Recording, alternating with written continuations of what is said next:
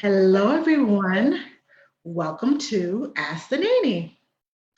Today, we are going deep. We are going to be talking about some of the situations that we face in our nanny community and some of the things that frustrate us, some of the things that make us, um, I won't necessarily say angry, but frustrated.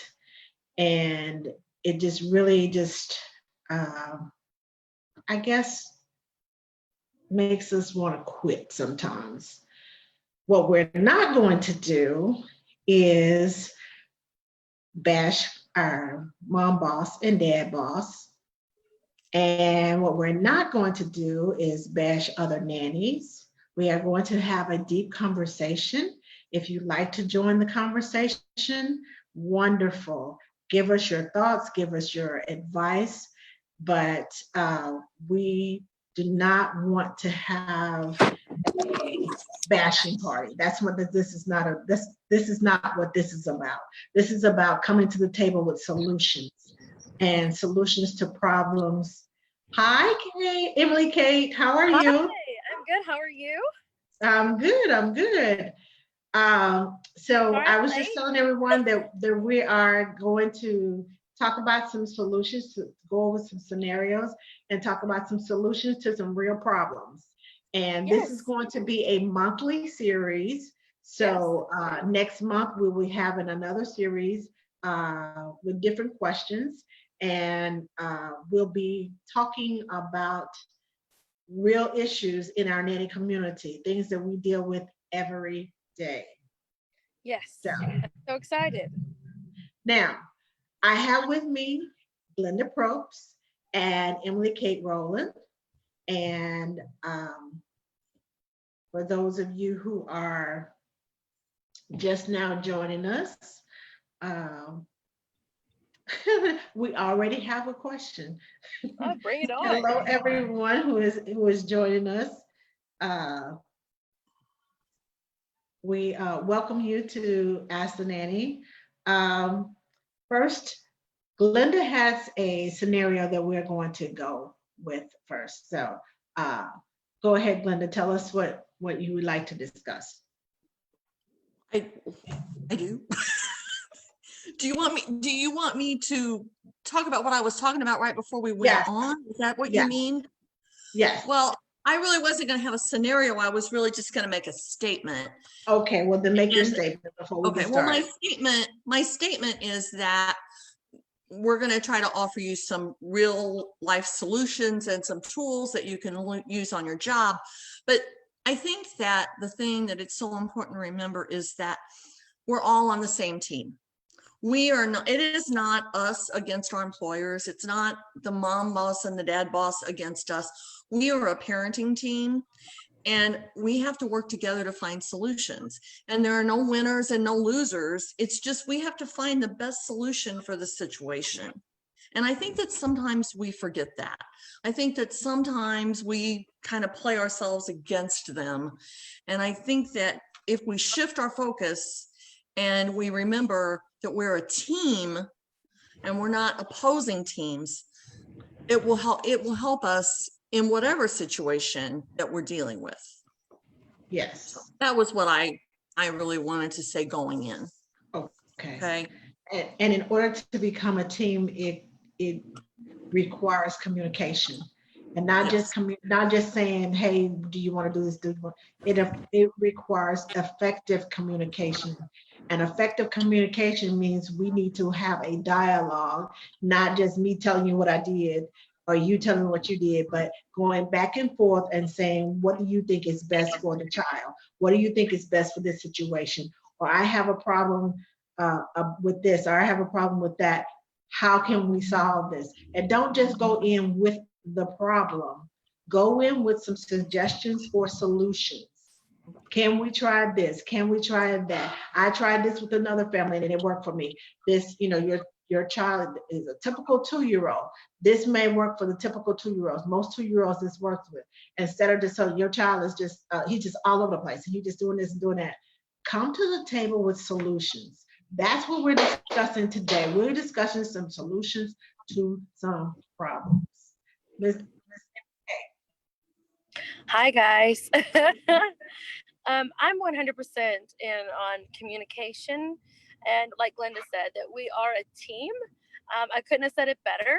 100% in on that. And I think that also at the end of the day, that a lot of nannies forget that this is not your child. And so, whatever your thoughts may be and your feelings, at the end of the day, you're not the final say for these children. You can give your best, you can do what you think needs to be done within your scope of care, but you're not the final say. And I think it's a lot of places for the nannies to know their place in the household as well. Yes, yes. Because we spend a lot of time with these kids and they become like ours. And because we have been a nanny for so long and we have taken care of kids for so long, we feel that we know what's best because we know the developmental stages of children. And some parents, like parents who may be first time parents, they're going to make mistakes. But you have to allow, just like kids, you have to allow them to make their mistakes in order to grow, in order to learn. You can't get mad at them. Well, you're not going to listen to me anyway. Well, the thing is we often forget that we make just as many mistakes as the parents do. Mm-hmm. And I'm saying this as a nanny and as a person that's taken care of children for years, but I'm still young, considered young in the community. I think that we get too much of an ego in a lot of ways, that we're like, no, we're right. We're always right because we've done all this training. We've done all this. We've done all that.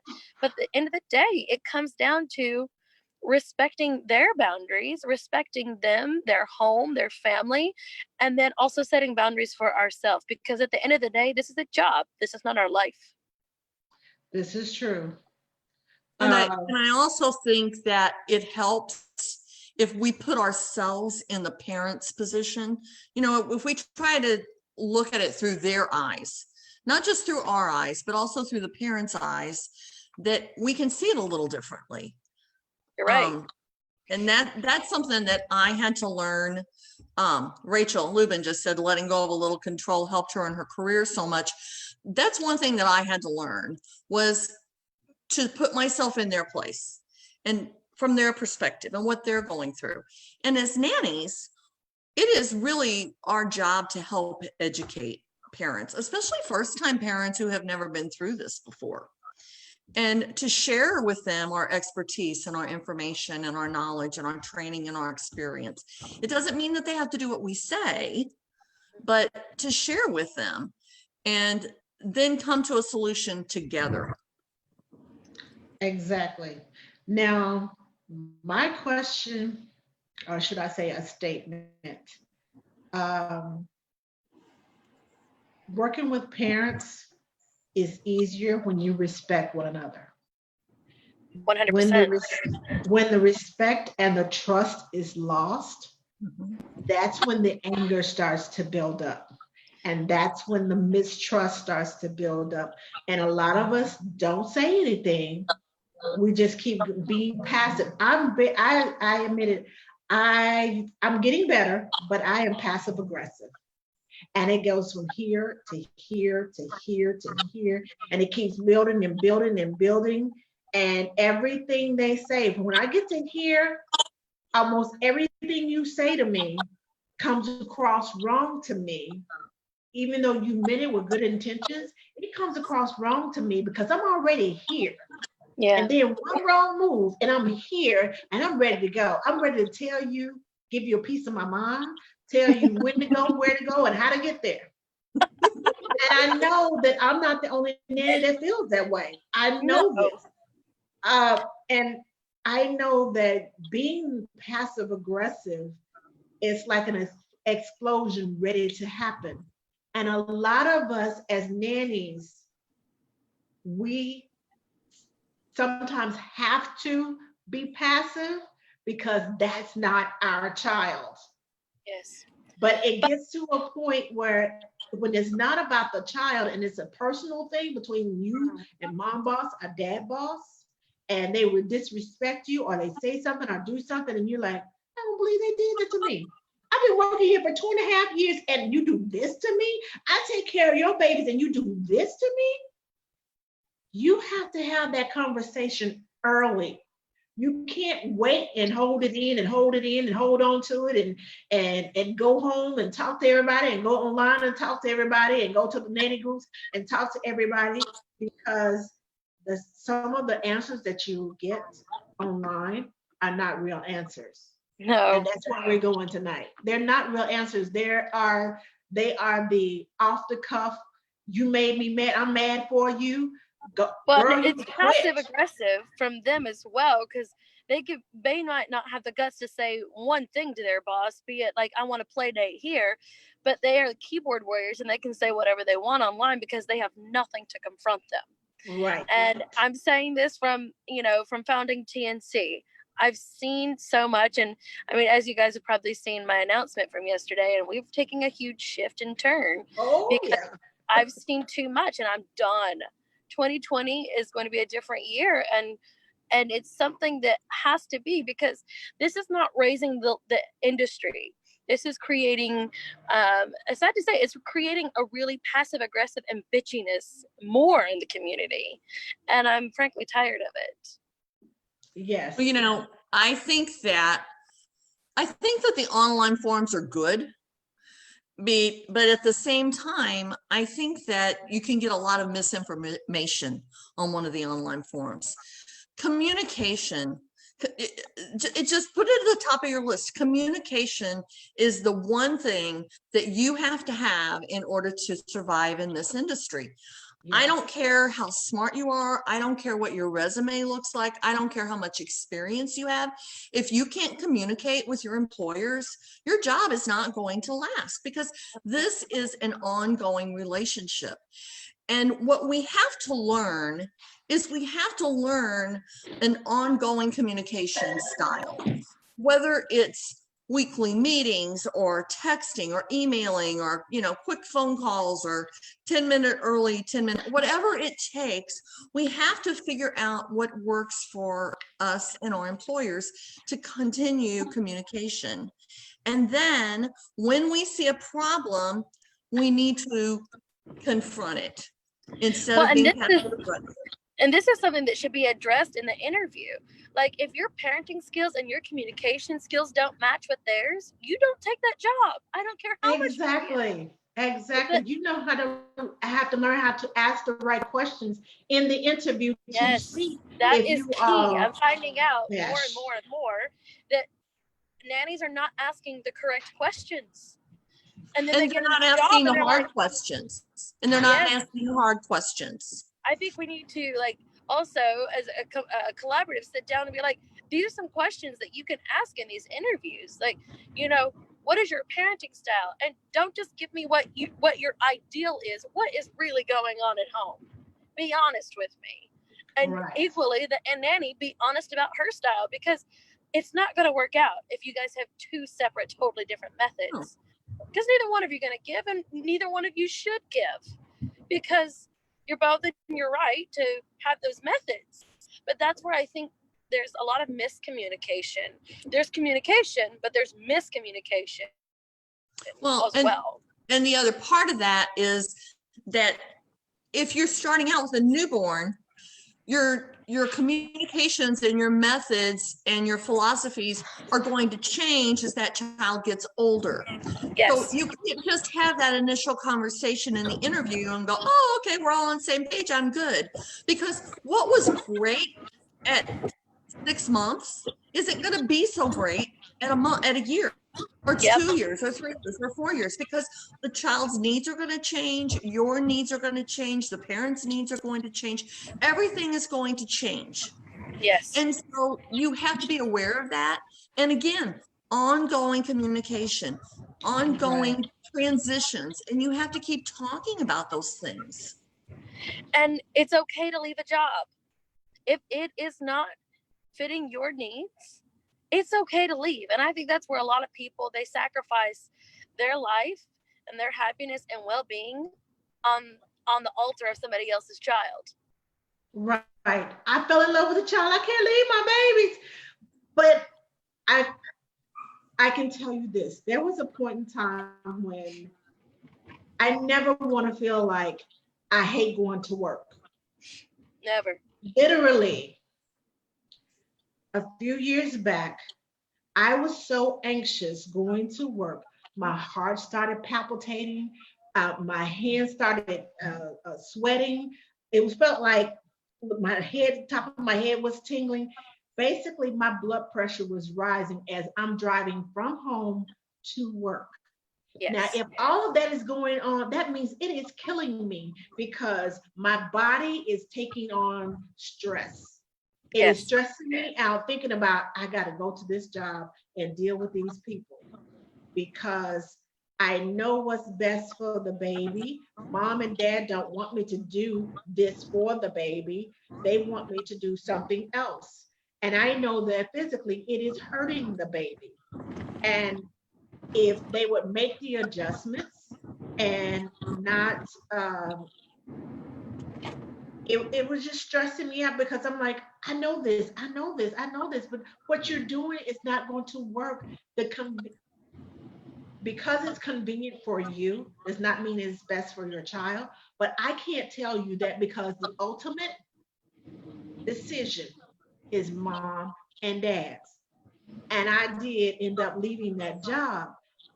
And I left the job in a way that it was we were both on a good plane. We were both on good standing. So if I ever have to cross that bridge again, I can cross that bridge again. I don't ever want to leave a family where I am just totally, unless it's like sexual abuse or verbal abuse or something that is really abusive to me. Then if it's just a matter of this is what you want to do and this is what I know to do that is right for the child, and because I feel like this child is being harmed, I need to go. I mean, when I say harmed, I mean it could be better if you did it a different way. And I'm having to sit with this child day in and day out, seeing them suffer. And, I'm like, okay, you know what? This is not me. I can't do this. So I sat down and I talked with the parents and I let them know, how I felt about the situation. And I understood and let them know that I know that they felt this way. And I just didn't feel like this job was serving me anymore. And because I came and let them know, the next person that came along, she came and she talked to me. And that's one of the things that you need to do. Talk to the previous nanny to find out what's on in the home and be honest. Be honest from a standpoint of view that it is objective and not just your personal feelings about the mom and dad. What they don't want to do this and they don't want to do this. Be honest. Okay, the baby is drinking formula. Now, if you are one who prefers breast milk, don't go in there. He needs to be drinking breast milk, but they give him all this formula and it's doing this and it's doing that and giving him gas and all this. No, give them the truth and give it to them objectively so that they can have all the information that they need. If those parents were not abusive to you, if it was just a matter of your opinion versus their opinion, a way you wanted to do it and they wanted to do it, that is no reason for you to bash those parents.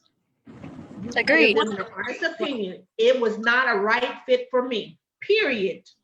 End of story and discussion.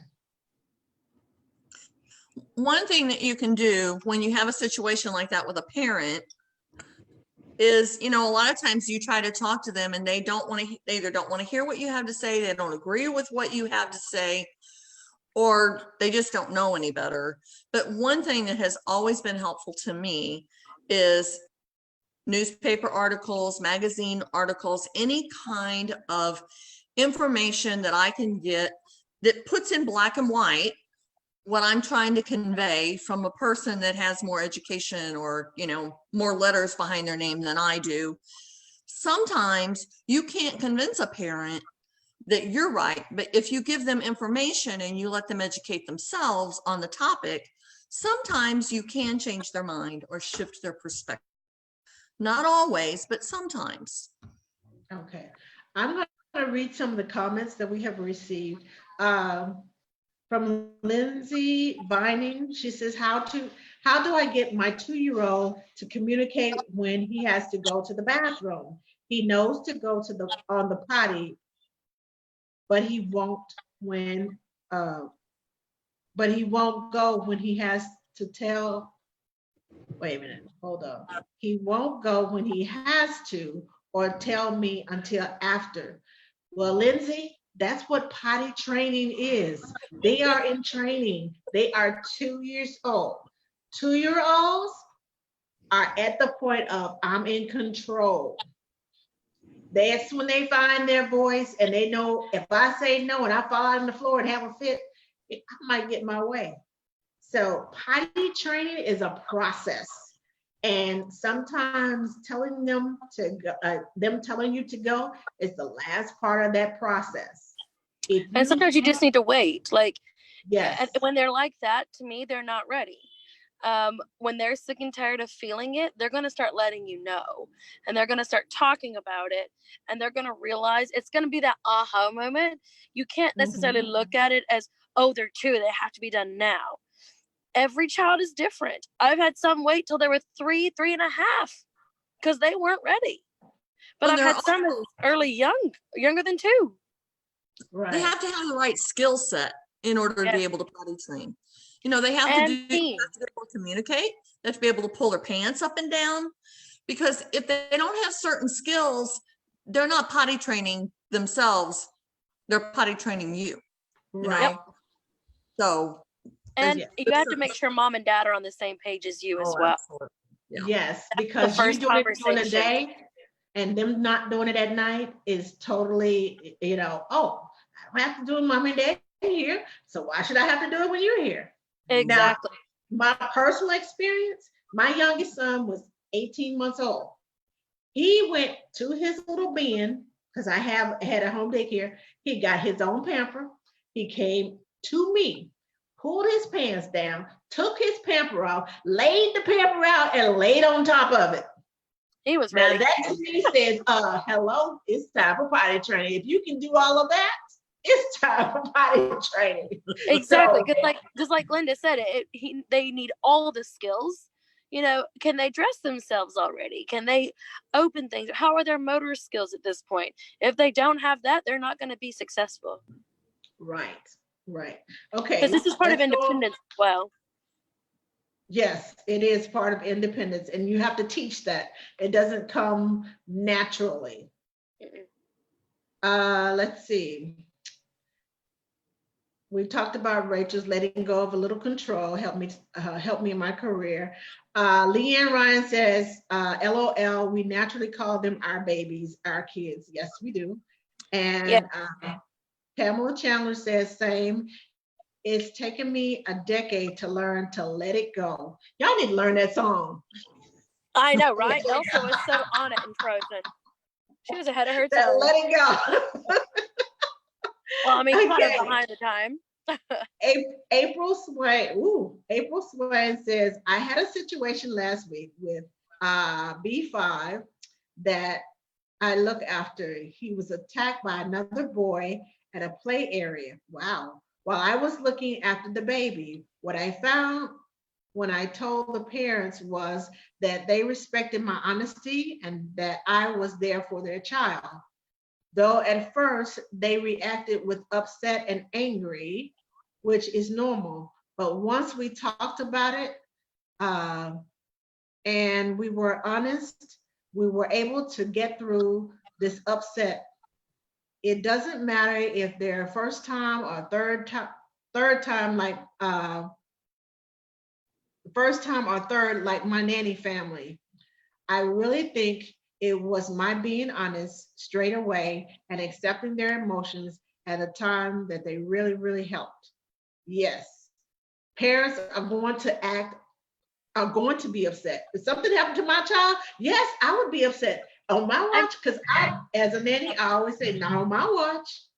I'm so sorry. I missed what actually happened to the child.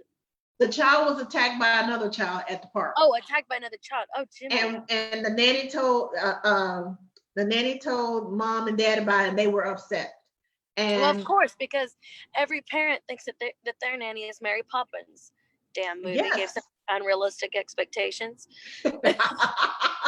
Yes, realistic. That's the thing. Be realistic, and don't get upset with your parents because they get upset. It doesn't necessarily mean that they are upset with you. Their child was attacked. Definitely. The parenting skills kick in as a nanny. If somebody attacked my nanny child, oh yes, I'm gonna be all over you like white on rice. Yes, I'm gonna be upset. Agreed. I am going to take it there with you. But after I calm down and go, then I'm gonna be all right and we can talk. But at first, yes, I'm gonna be upset. Well, yes, of course, because everybody has to remember that nannies do many magical things with their kids because we are paid to do this. Number one, it's our passion. Number two, and we do call these our babies, even though they're not. We do so many things for these children that people forget that we're not human and that we're not Ollie Mae the octopus, and we don't have eyes in the back of our head, and we're not going to make a bad 100. No, I tell my kid I do. He thinks I'm magical. He looks at me, his eyes get really big. He's like, how did you know I was doing that? And I was like, I've got eyes in the back of my head, kid. And he goes, really? Is that how you knew that? And like in the back of my head, I'm laughing. I'm like, I know exactly what crinkle that was. I know exactly what you went for. Like, I don't have to have eyes in the back of my head, kid. Sounds. That I nannied for, she was behind me one day, and I had long hair, and she was like going through on the back of my head. Molly, what are you doing? I'm looking for those eyes in the back of your head. That's a good one, Glenda. That's good. I love it. I love it. I love it. Okay. So Rachel says, when there's distrust and anger for me, that's the beginning of the end. I start making my exit plan. Yes. Yes. Always have an exit plan. Always. And your job.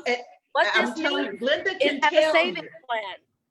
Yes, a savings plan. Yes, This have means a savings plan. You never spend everything you make.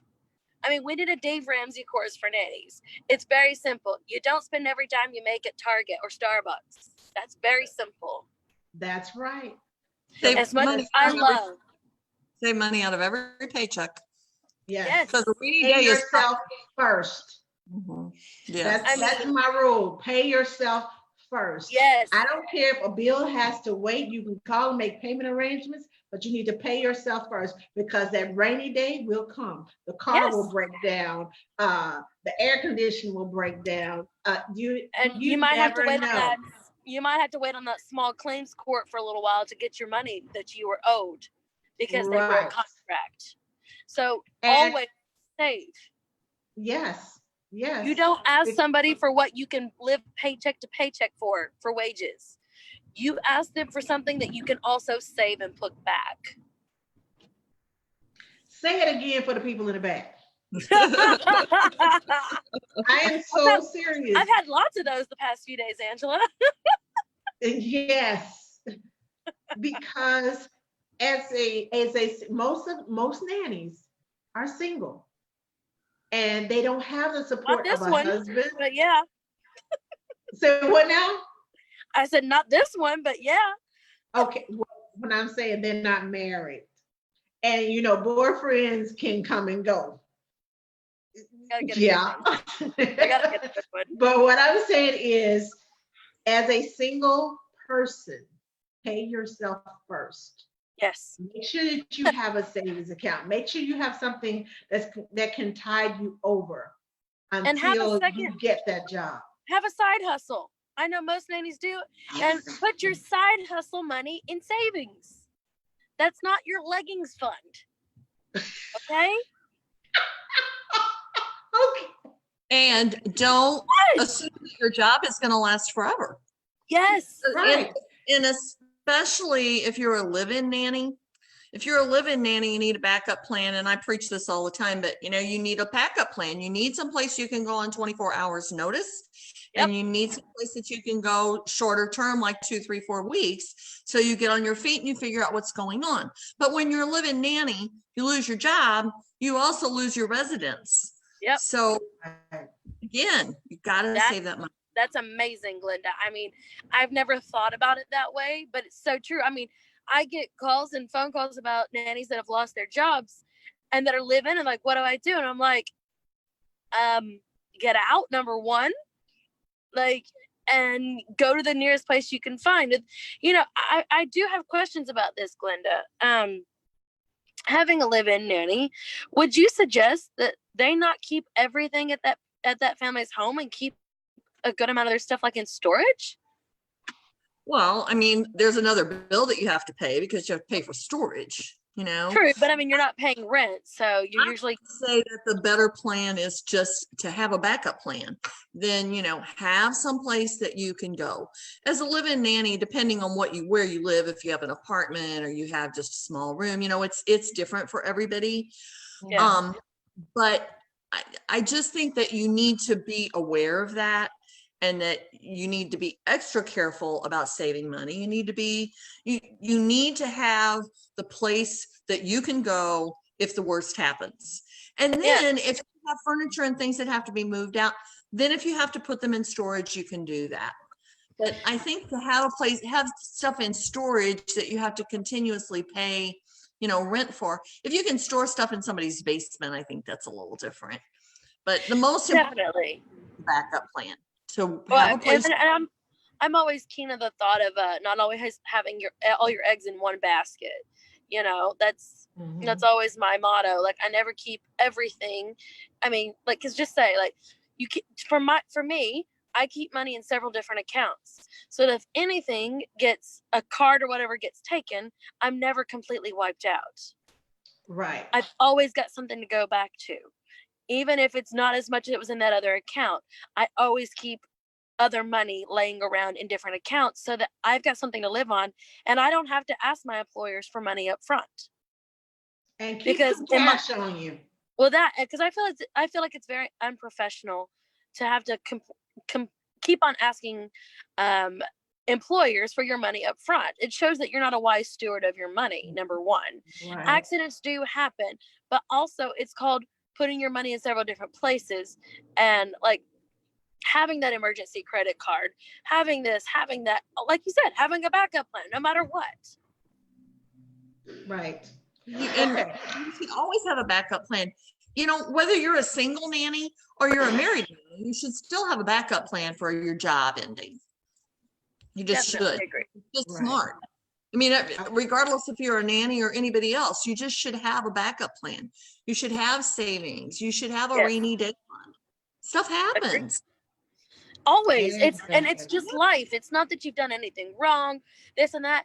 It's just the sky's going to fall out and rain cats and dogs one day, and you're not going to be prepared for it. That's right.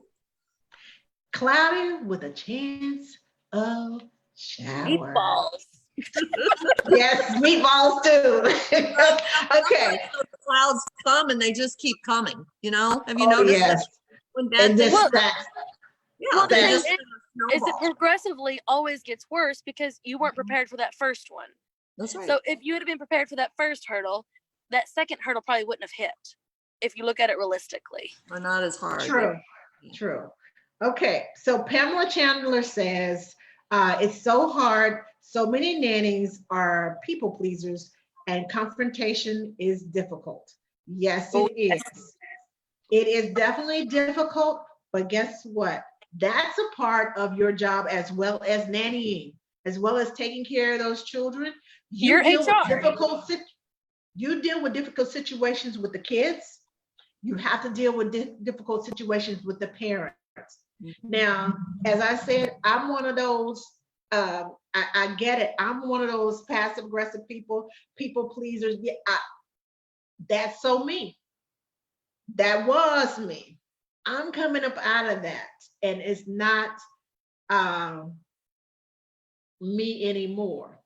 I'm learning to stand up for myself. Last year, I had Laura Brawley on here, and she was telling us the power of saying no, the art of saying no. And sometimes you have to say no in order to put boundaries in place. And Yes. when you set those boundaries in place for the parent, and not just for the parent, but for yourself and for the kids, when you put those boundaries in place, it makes it so much easier to Yeah. say no, because they won't even ask you half the things that they started to ask you, because they know this is what she said, this is the discussion we had, and she's going to tell me no. So Well, I might as well not even ask, because that's one of her boundaries. That's her bottom line. it's also a matter of loving and respecting yourself.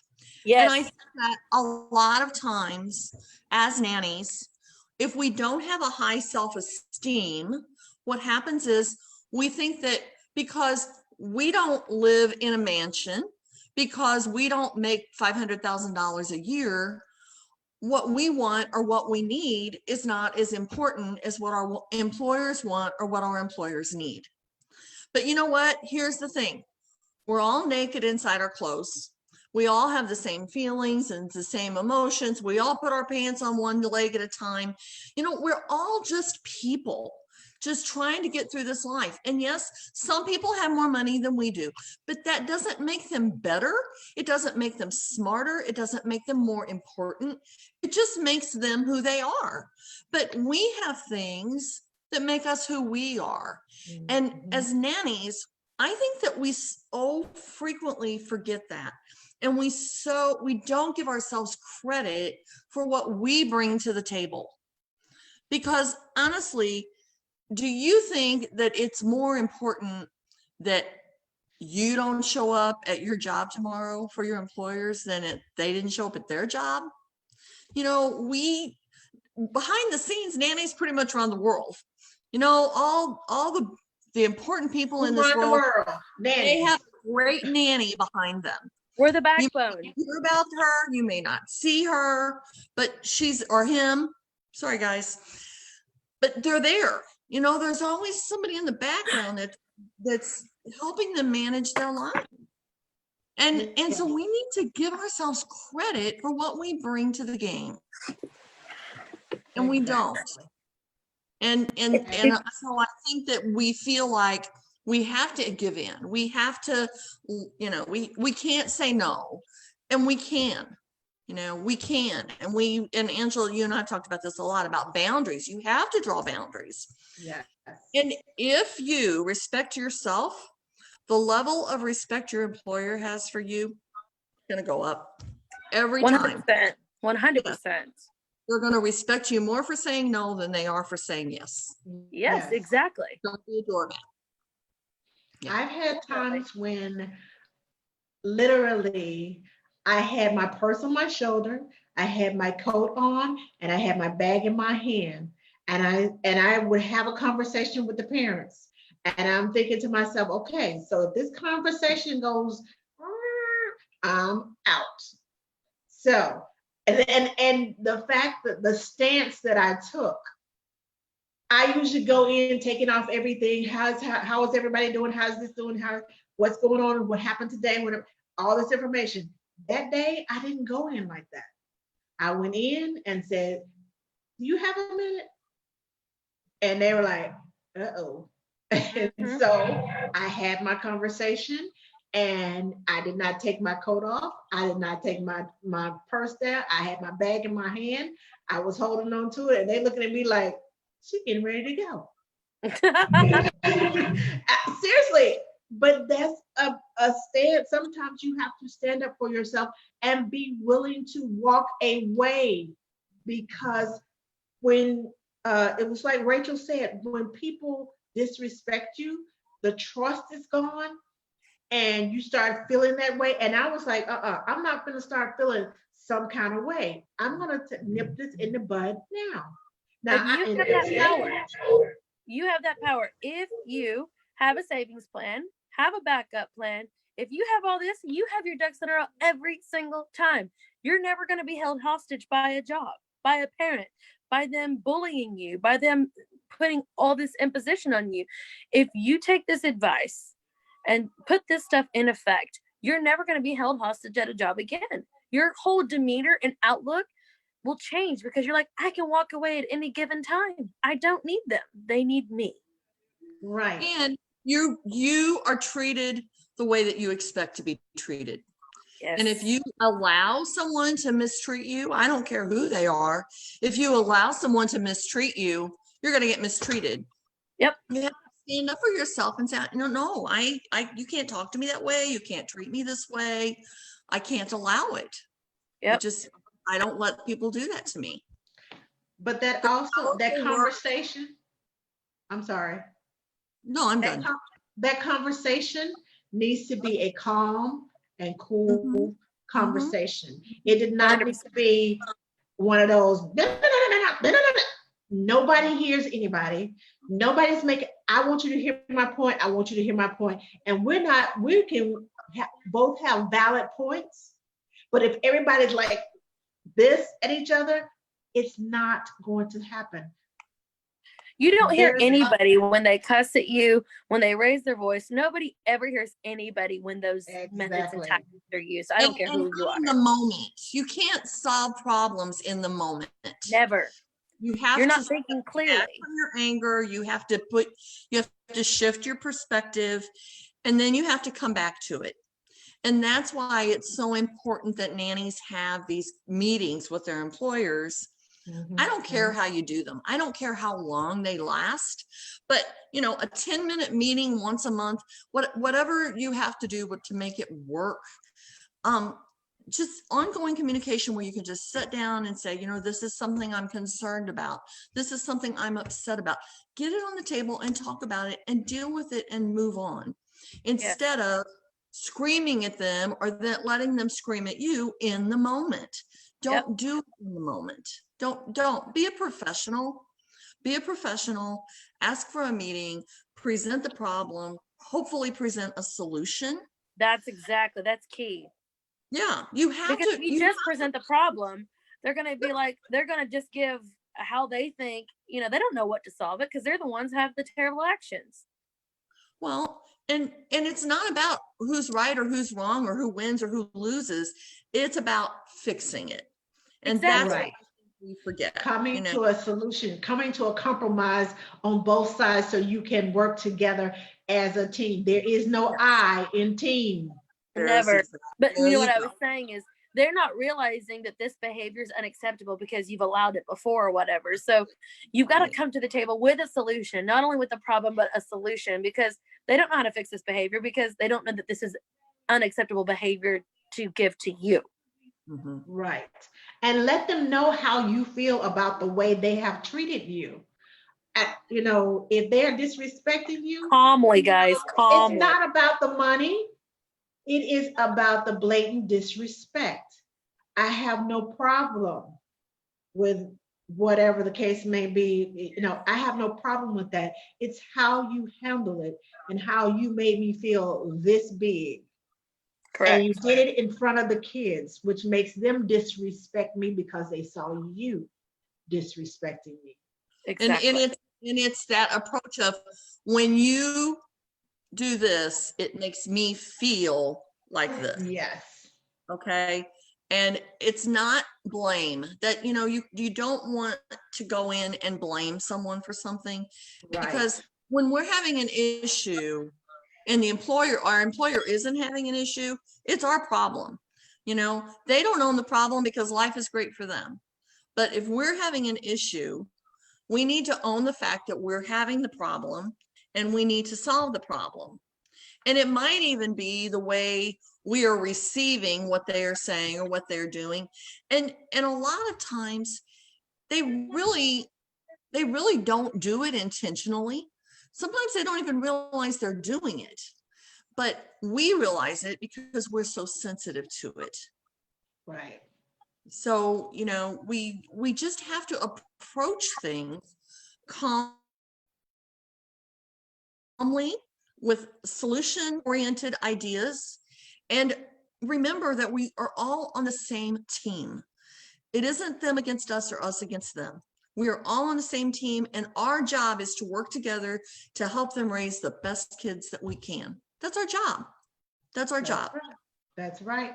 And don't bring your suitcases to work with you.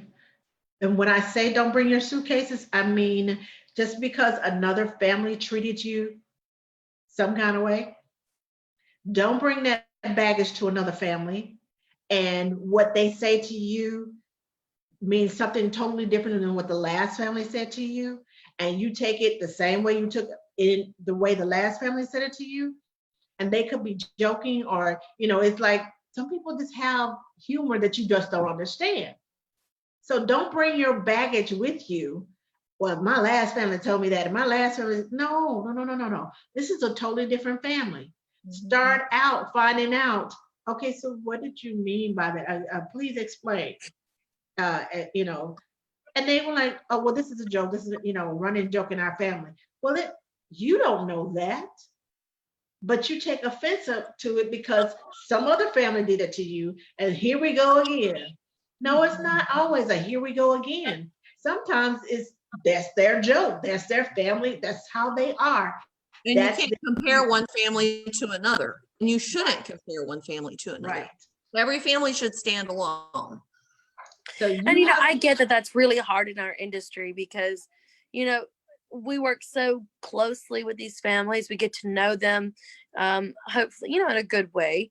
But, especially when it's a toxic relationship and it's bad, that it's not like a regular job, just going to the next job. I think unwittingly, unknowingly, we're always going to carry that in the back of our head. Because I know I don't say anything, but I just watch and I observe and I just take one day at a time. And I'm like, well, I'm just going to write it out. I'm going to see how it goes. But just because they say something like the other family or did something, I don't always jump to the gun and be like, oh, they're just like them. I just give it time and space and say, okay, is this me bringing baggage or is this me overreacting? Yes. Sometimes self-examination is a good thing. And that needs to happen all the time, quite honestly. If I'm being frankly honest, as a nanny in this job, we need to self-reflect all the time over our skills as a nanny. What do we need to do? What more certifications do we need to get? What do we need to do in our personal life for us to have a life outside of work? Because that is so important. If you like going to basketball games, go to basketball games. If you like going to the spa, go to the spa. Concerts, brunching, hanging out with friends. There is something that we need to do because it's very easy to fall into depression in this job, anxiety, bringing that baggage, not having a life because we're so much people pleasers. We are. And it's hard for us to break out of that mold and that trend and be like, no, I'm taking care of me and there's nothing wrong with me taking care of me. This is a self-reflection. Right. And there's nothing selfish about taking care of yourself. No, there's nothing selfish about a self-reflection and doing all that at all. That's the only way you're going to survive and you're going to live. And I think that we have to change our perspective about those things, because as the bar is raised in our industry, we're raising the bar for our industry, but we're also raising the bar for ourselves. And we should be raising the bar for ourselves. But that's one of the ways that we raise the bar is we take better care of ourselves and we value ourselves more. And we focus on things differently. We're not just nannies. We have to have a life beyond our job. We have to be a person beyond our job. We have to have interests beyond our job in order to do our job well. And it really makes us better at what we do than if we just are so focused on nothing but our job. And it makes it definitely easier to move on if we have other things in our life to focus on when a job ends. Well, of course, and the thing is I want to put this out there. Don't look at the Facebook nanny and think that that's reality. Everybody's not this perfect creative nanny. Everyone that posts this, oh, how amazing their boss is, or this and that, they're not the Instagram, the Facebook perfect nanny. and like we're comparing ourselves among ourselves, and we're all different. We all have our own strengths and weaknesses, and you can't say that just because this person can draw the best Olaf you've ever seen in your life better than Disney, that does not make them the perfect nanny. I mean, Exactly. I see There's that all so often. kinds I of- know you guys do too. Yeah, right. Mhm. Exactly. Exactly. And Okay. because literally people think that they failed and that they will never measure up, and they just burn out then. Because they compare. Yes, Yeah. and they try to go so much and do so much and this and this and this. I mean, you can't do that. I am No. never going to be a perfect nanny. Oh, who is? No, You know, no you- one. But I think there's this unrealistic expectation from Facebook and from Instagram, you know, that social media. this person's Yeah. exactly. Yeah. Exactly. And Okay. you know So what? That's a great, Angela, that's a great topic. It's a We really, can pick that really one up good next point, time. Emily. Yes. yeah, comparing ourselves to the Facebook Yes. perfect nanny. Yes. Exactly. Okay. Absolutely. All right. Leanne says new parents don't know their parenting styles. So true. So I Yeah. ask the hard questions. What is your tolerance to crying? And what is your tolerance to feeling out of control? Nobody likes to hear that baby cry, especially new parents. If this baby number 2 or 3, oh, well, sometimes by that time it's background noise. But no new parent wants to hear their baby crying. So yes, Leanne, you have to ask the hard questions. And you know what? Interviewing.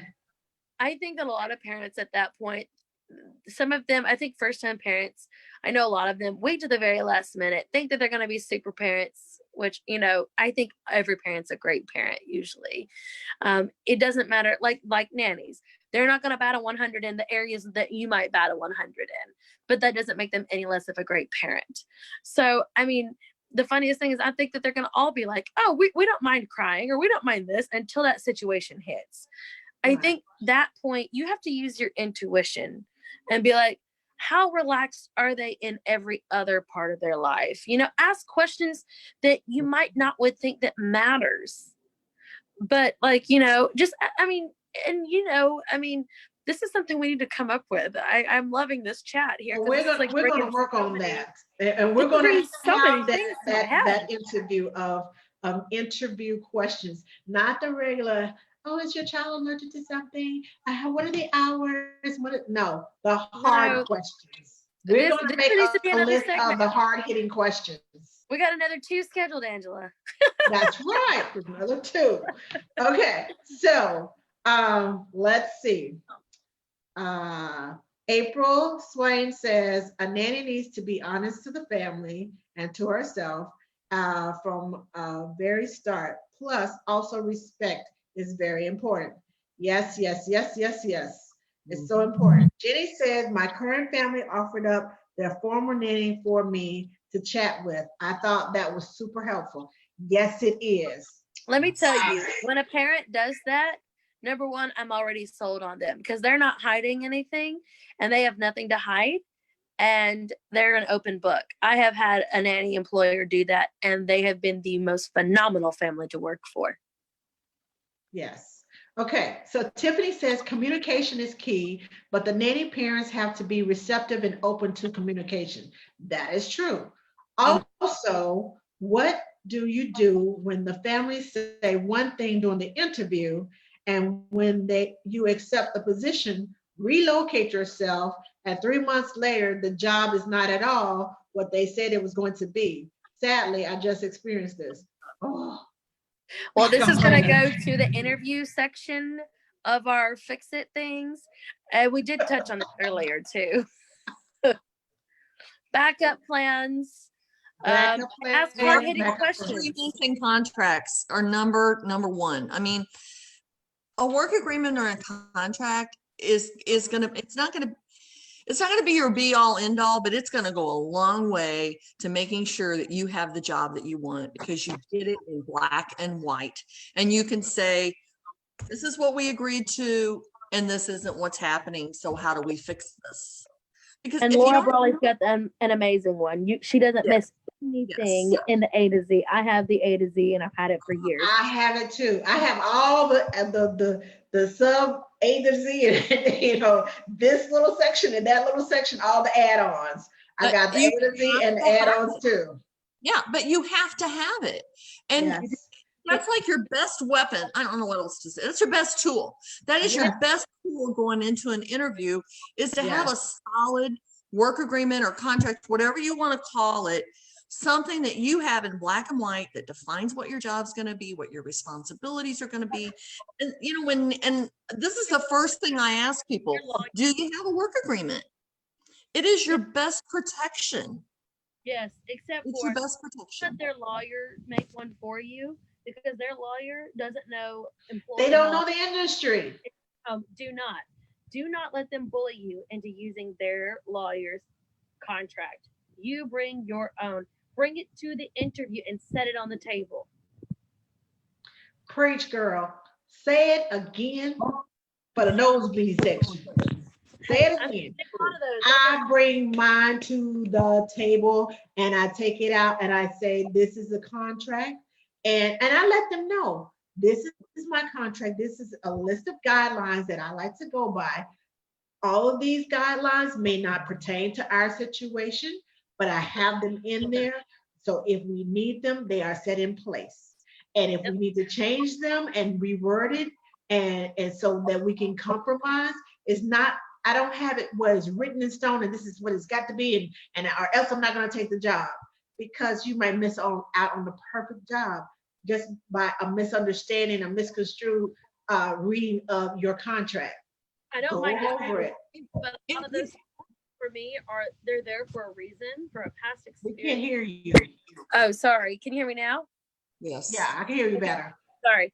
I was like, a lot of those things should be set in stone though, because you put them in there for a reason, from a situation, from a past experience. But I'm like, I'm willing to sit down and talk about this with you and go through this and explain to you why I have this in my contract. So as I'm not taken advantage of again. And I also explain though, I don't want you taken advantage of either. This is why I have this, and this for you. Right. And really, when you do that, you're projecting such a professional image from the minute you start the interview. You're projecting a professional image, and you're letting people see you in your true light. And you're saying, I'm a professional, and this is the way I expect to be treated. Yes. And I have this contract. I have this work agreement, because new parents don't know these things. And so it's our job as professionals to educate them. It isn't Exactly. we're not doing our jobs if we're not going into our interviews with a work agreement in hand. We're not doing and also state laws. Each state has their own state laws of how domestic workers are, what their guidelines are, and each state is getting more and more protection. If you're not made aware of this, please make yourself aware. NDWA has all of this stuff. They will send you this stuff for free. They will do it. Know your laws. Know what you're entitled to for each state. This is severely important, that you're not taken advantage of for sick days, for vacation days. And I'm leaning toward the thing, and I know some people might not agree with this, is that in every other profession, your boss does not pick your vacation. Exactly. You request for vacation. You work hard for that. You work hard for your vacation. Exactly. I do not like that in our industry, where these bosses feel that they pay for that you owe it to them to take half of your vacation when they tell you to, because it's convenient for them. Nowhere does that ever work in any other industry. So why should it work in ours? Right. And also have in your contract that they need to have their own backup and not depend upon you. Well, if you're going on vacation, you need to find somebody to take your place. You need to find somebody to back up to take care of the kids. No, it's in the contract that please have backup providers in case I get sick, when I go on vacation, I need a personal day, emergencies happen. whatever the case may be. Yes. Have someone on speed, have 3 or 4 on speed dial. Yes. They can come and Not take a my family place. member, a neighbor, a friend of Right. yours, someone again, that's part of your backup plan. And in a lot of the scenarios that we talked about in our prep time online, a lot of the scenarios that we talked about, a lot of these issues can be resolved if your employers have a backup plan. Yes, I firmly agree with that. And the thing is like when I worked for a bank years ago, but when I went for vacation, I went on my vacation. They didn't choose it. And also, they had their own coverage. I didn't have to find somebody to work for me. Like, this is called teaching your bosses how to be professionals too in this industry. This is not all on professionalism on you. It's professionalism on their part. They wouldn't be allowed to go to their job and do that either. So don't let them string you. Learn how to treat us. Yeah. Sometimes Like, you don't let them string you along and Yeah. act like, oh, I don't know. You know how to treat people. You wouldn't be in your workplace, in the place where you're at, if you didn't treat some people kindly and with respect. Right. And on that note, I have to say, don't choose a family just because the money's good, just because they got this big old house. It's because, oh, I get to drive that car with the kids. No, that is not a basis to choose your family from. Nope. Because those are the ones who are going to be the ones that go, oh, we got her now. Now, we need to add this, and this to your job description. And they won't add it all at once. It may Nope. add it a little bit at a time. But again, you have to teach your family how to treat you and them, and you have to be very conscious of how you treat them. Don't get too friendly. Boundaries. There is a thin line between business and friendship. Most of the families that I have worked with, yes, I am friendly with them. I've even been called a grandma to the kids, but we keep business business and we keep friendship. Yep. And when it comes to business, and you have to know that your family knows how to do that and doesn't straddle the lines. Now, the lines get blurred sometimes. That's when you have a discussion. So, do you think this is fair? I've had families ask me, okay, so I know this was a holiday and do you think this is fair? We paid you this amount. Is this fair?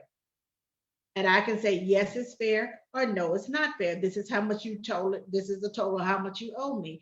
And then you all can discuss it.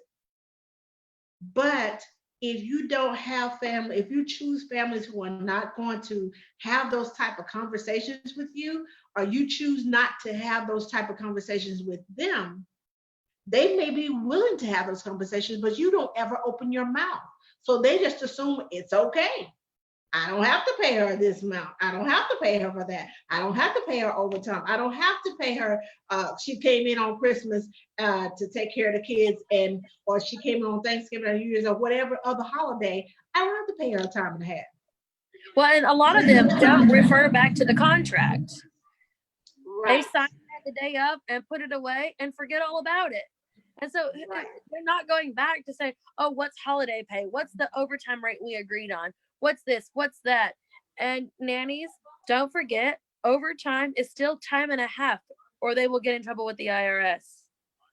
Right. After 40 hours. It's not your decision. It was the government's decision. If they have you work more than that, that is what they pay you in a discussion. That's non-negotiable in your contract. Right. Remember that. Jumping back about priorities, everybody's priority for a family is going to be different. Some nannies want a job that's going to last a long time. Some nannies want a family that's going to treat them like family. Some nannies want a strictly business kind of relationship. And it's just like when you go to buy a car. You have to know what you're looking for before you go to buy a car so that you get exactly what you want. And you have to decide what your priorities are in a job. If you don't know what's the most important thing to you in a job, then you're probably not going to get the job that you want. So it's something that you need to think about. You need to sit down and make a list of what those priorities are. Yes, definitely. 100%. Your priorities. If your priority is, I'm going to go get my nails done, I'm going to go get this done, I'm going to go get that done. When during the lean times, these nails did not get done. I know you all see me post my fun nails, but look back through my feed. There was a time for almost a year you didn't see these nails done because it was a lean time. And when it's lean time, there are things, my priority is, can I eat? Is my electricity on? Is my water on? Is my mortgage paid? Do I have gas to go back and forth to work? You know, those are my priorities. The extras of buying, let me go out to eat every night. Oh, let me get my nails done. Let me get a pedicure done. Oh, I need some new clothes. Oh, girl, did you see those shoes over there? Oh, You see that clearance? You need to buy some gel soles, stick them in them shoes, and keep walking. When hard times fall upon you, I'm from the school of making do what it do. That's a good one, Angela. I'm serious. You think I'm playing? I am so serious. And guys, my nails aren't done. I'm fine. I promise you guys. But see, this is my way, because I wear scrubs a lot. This is my way of dressing up. I don't dress up very often. I have more sets of scrubs than I have dresses in my closet. Well, my bosses and everybody, they laugh at me. Everybody's like, "Oh, you're the little fashionable nanny. You go in like all these like cool sweaters and like wide leg jeans and like fun boots." And I mean, I have fun with clothes at work. Oh, I do too. I'm very meticulous with the kids. I'm like, do not touch. We don't touch chairs. We don't touch this if we got dirty hands. Like, I am on it because I want. I think I've done it a bit much now because the 2-year-old will be playing with snow I've created for her on the mat, and she'll go, I need to wash my hands. Ugh. And I was like, are you done? No. And I was like, then keep playing. No, I don't like it. I don't like it. So she knows to wash her hands. Oh, and clean up messes. She's on it. Okay. April says, if they respect you, they will understand that you are a person and you have a life after work. Girl, 100%. We bring so much. Inga says we bring so much to the table. Mitch said the worst is they don't go to the doctor. I'm not sure what she's talking about.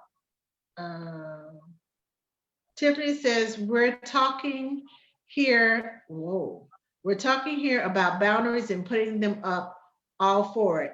How do you suggest handling when a job doesn't work out and you now have a gap on your resume? It's happened to me twice in the last 2 years. I've never had this before. I always pride myself on my work and longevity in my jobs, but enough is enough. And I've left 2 jobs because of being treated disrespectfully. I also work for high net worth families and families that think you are dispensable, which doesn't help. Now, I can answer that question, Tiffany. Last week, we talked about resumes on Ask the Nanny. Last week, we talked about resumes and those gaps in your resume. Volunteer work counts. There's several ways that you can write your resume that the gaps, it doesn't seem like there are gaps in your resume. I can send you the link for last week because we had 3 resume writers on there. And all of them had great advice about your resume when there's gaps in your resume, about showing your skill set first and then listing everything that you've done. So I will get that to you. Please PM me, Tiffany, and I will send. Or you can look back on my Facebook page, and you can find the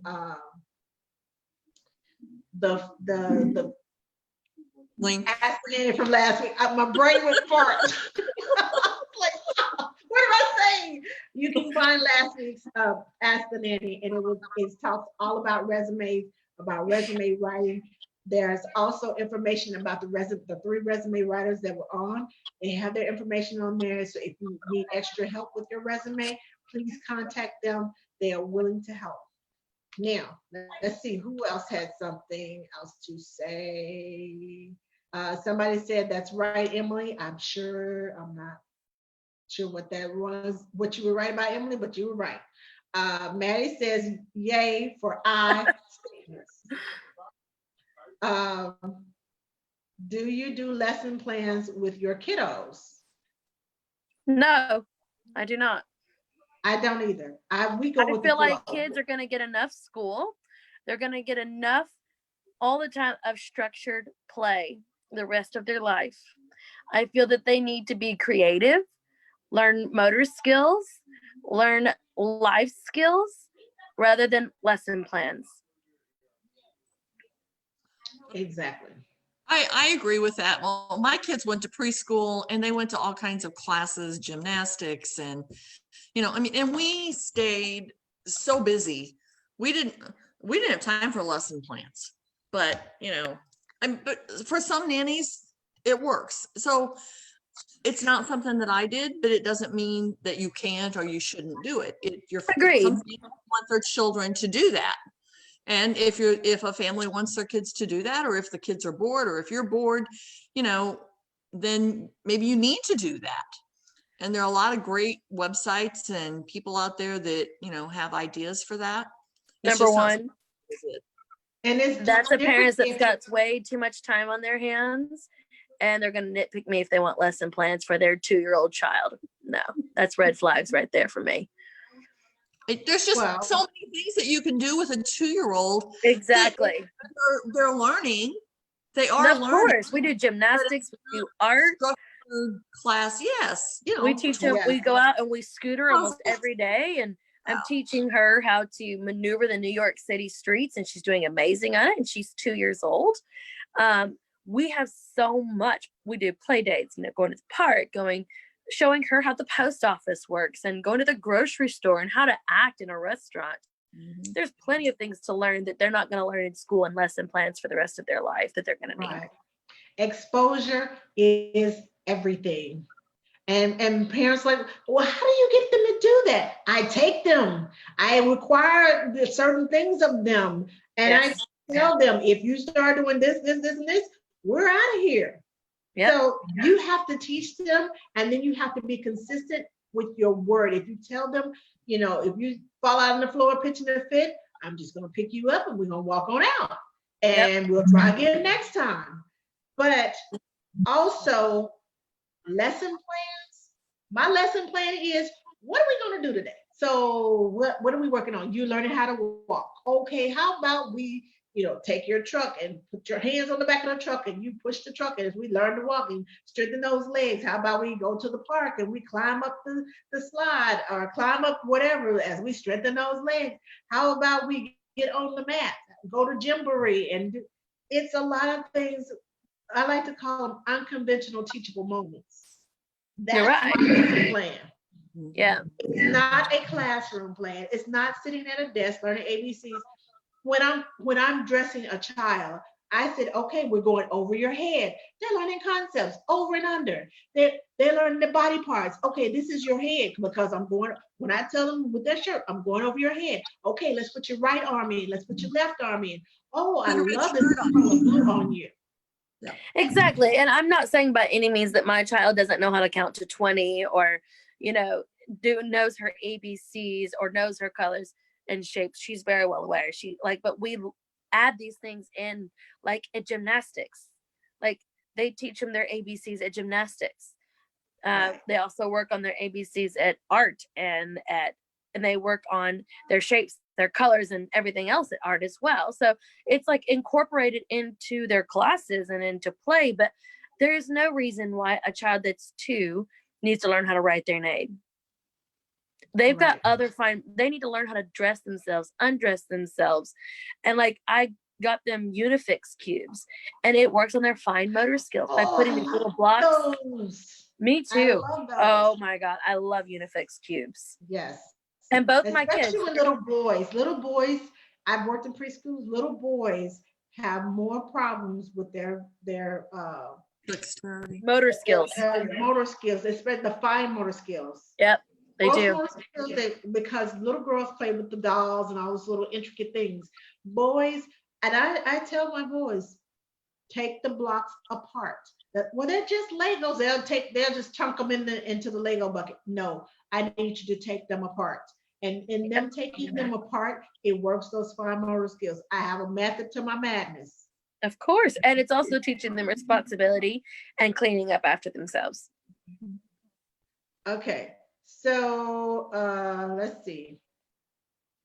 We are way out of time, but I will keep these the comments.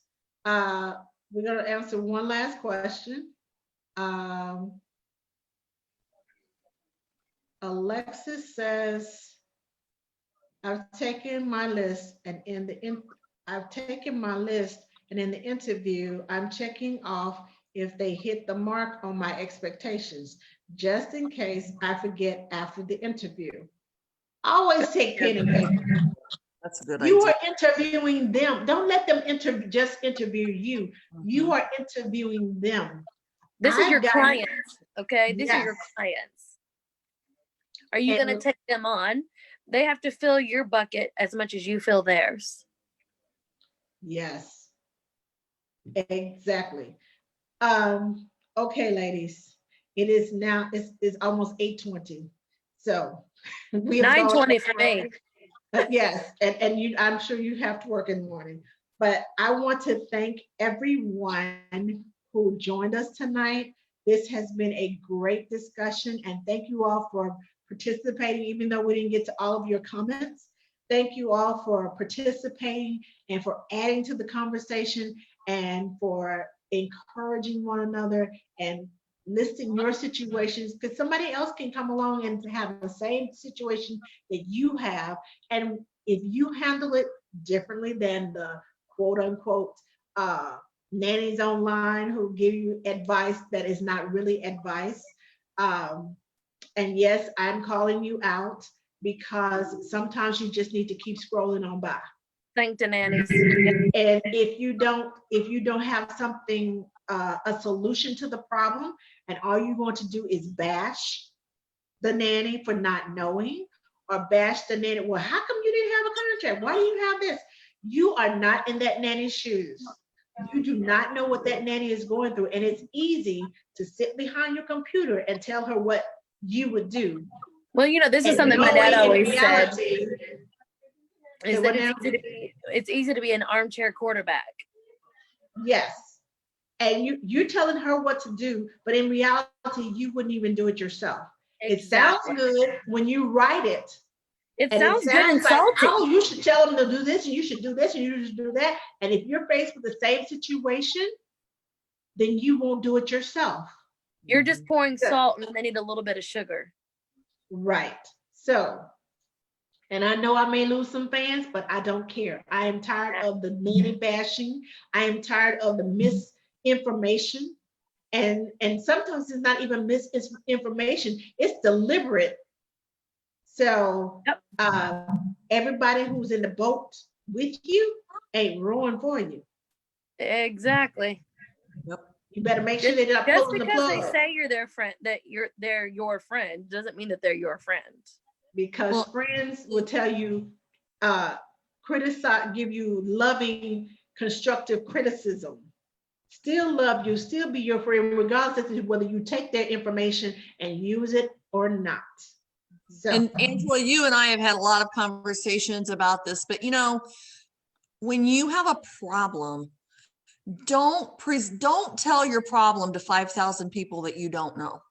Exactly. Go to someone that you know, go to someone that you trust, and go to someone who's going to give you a professional answer instead of an opinion or a reaction. Exactly. And, I mean, I know that you can always go to Angela. We've told you, I've always said, you can always come to me. You can always go to, there are so many, and you go to Emily, there are so many nannies out there who can help you, that will help you, that will point you in the right direction, that there's no reason why you have to go someplace and get bad information. No, I was telling this yesterday on TNC. And Right. I said, you don't need to tell everybody your problems to almost 10,000 people that you don't know. They don't need to know all that information. No, And I told them, I said, go to someone you trust. And I said, this is what we have the mentorship program set up for on TNC to avoid these types of crises. But I think everybody gets caught up in I want to be famous on Facebook. I want to be famous on Instagram. And I'm like, that's not the kind of fame you're looking for, sweetheart. No. Well, right. And I think that Facebook groups serve a purpose. Yes. They do serve a purpose, but I 100% agree. Yeah, they do. But at the same time, especially when it's a work issue, when you're having a conflict with your employer, you need to go to someone who can give you a solid answer based on experience and information, and not emotions. Yep. Not emotions. Because you guys have to remember, a lot of these people that are giving this crazy advice would never do it themselves, ever. Right. Exactly. Okay. So next week, ladies and gentlemen, we are going to have Rachel on from Homework Solutions, and we're going to be talking about nanny taxes. So you would want to be right here next week to find out and ask all those nanny questions, those nanny tax questions about how do I file, and what if I don't get a W-2? What if I get my employer tries to give me a 1099? What if I got paid under the table? All of those questions that you have about nanny taxes. I use my car for work. How do I do this? How do I do that? What category do I need to? Well, how do I file? All of that. Come back next week. Homework Solutions. Rachel from Homework Solutions will be here to answer your tax questions. So we'll see you right here next week. The same time, 7 p.m. Central Standard Time. That's 8 p.m. Eastern Time. So we'll see you right here. Thank you, ladies, so much for having this discussion and for giving us tools to work with, and be on the lookout for our hard questions during the interview. And what was the other one? Wasn't it? It was one that Glenda suggested. Sorry, Glenda, I put you on the spot. We're gonna have to go back and watch our own interview. We're gonna have to go back and watch and see what it is. But we will be doing hard questions. Those hard questions during the interview.